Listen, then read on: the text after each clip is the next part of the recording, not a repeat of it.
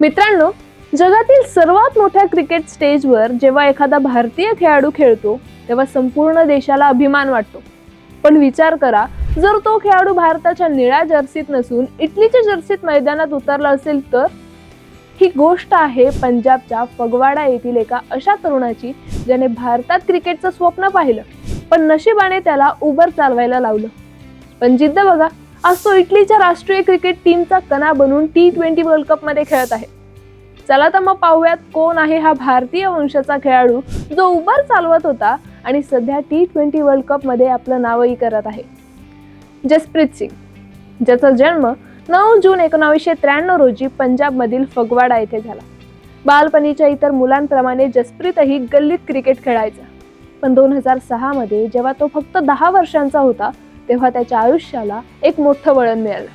त्याचे वडील तीर्थ सिंग आणि आई जसवीर सिंग कौर यांच्यासोबत तो इटलीला स्थायिक झाला. एका नव्या देशात जिथे कुणाला क्रिकेट म्हणजे काय हेही माहीत नव्हतं. तिथे एका भारतीय मुलासाठी क्रिकेट जिवंत ठेवणं सोपं नव्हतं. सुरुवातीस 2-3 वर्ष तर त्याला फक्त फुटबॉल खेळावं लागलं, कारण तिथे क्रिकेटचं मैदानच नव्हतं. पण म्हणतात ना, नशिबाचे खेळ अजब असतात.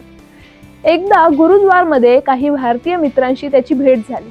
त्याने जसप्रीतच्या हातात फुटबॉल पाहिला आणि त्याला विचारलं, अरे तू फुटबॉल का खेळतोयस? आमच्यासोबत क्रिकेट खेळ. आणि तिथूनच जसप्रीतचा प्रवास सुरू झाला. त्याने सुरुवातीला टेप बॉल क्रिकेट खेळला आणि हळूहळू आपली जागा बॅरगोमा क्रिकेट क्लब मध्ये निश्चित केली. पण घरची परिस्थिती बेताची होती.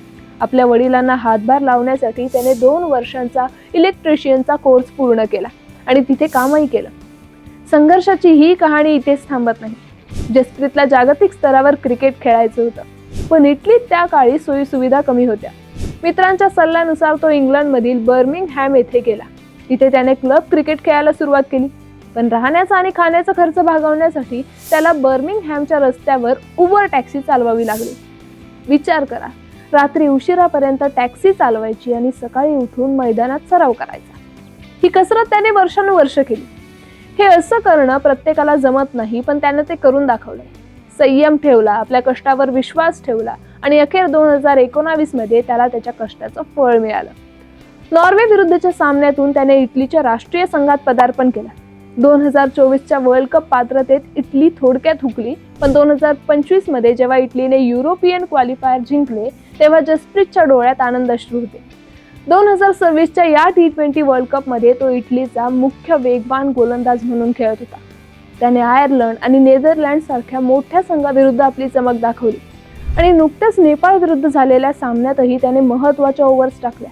आज जसप्रीत सिंग फक्त एक खेळाडू नाहीये, तर तो एक आदर्श आहे.